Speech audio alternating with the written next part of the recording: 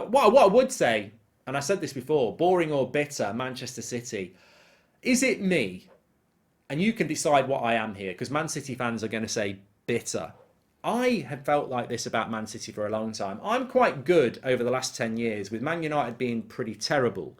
You have to just open your eyes and ears and look at what everyone else is doing and be a bit respectful of it. I think what Klopp's done at Liverpool is fantastic. Arteta at Arsenal is really rebuilding that club very, very well. And you know, we see Chelsea bit roller coaster. Saka manager, new manager comes in, gets backed. I think with Manchester City, I find them ridiculously, tediously boring. And people are going to say, "Oh, you're just bitter," and it's an easy answer. But I genuinely don't think I am. I don't think Man City irritate me enough for me to be bitter, unless it's a very subconscious bitter. They don't irritate me. Liverpool irritate me as Man United's biggest rivals. They irritate me. Arsenal irritate me sometimes. Man City don't irritate me. I just find them very grey. Like, they've got the best manager in the world. They've got the best striker in the world. They've probably got the best number 10 in the world. They've arguably got the best squad in the world. They've got amazing infrastructure. Their youth setup, the setup around the Etihad, even I mean, forgot the name there. There's no, I can only, respect's the wrong word, but I can only admire what Man City have done, because they've got a lot of money, but they've spent it very, very well.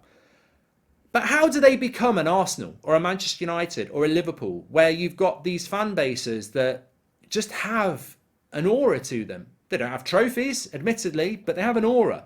Man City beat Brighton at the weekend 3-1, was it, or 3-0? And no one's talking about it. Like, I do my show on Talk Sport. We don't get Man City fans calling in. Nobody calls in about Man City. You know, Haaland's fantastic, Pep's fantastic, but it's just very grey.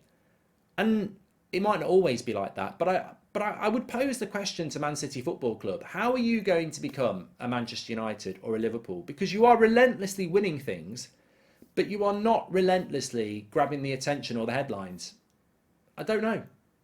Maybe it doesn't matter, but I just find Man City quite bland. You know, even when Liverpool beat them last week, I was like, was it a shock? I don't know. Maybe look, I can only say how I feel. Maybe it is pure bitterness, but I don't feel bitter. I feel bored about Man City. But you know what I would say?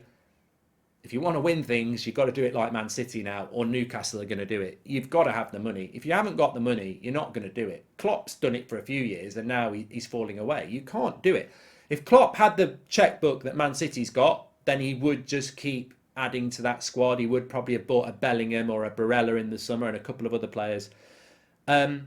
Consistently, Klopp and Liverpool were always going to fall away, because you just cannot keep up with a team that wins the league and then goes out and buys Erling Haaland. And they bought a couple of other players, but Erling Haaland comes in.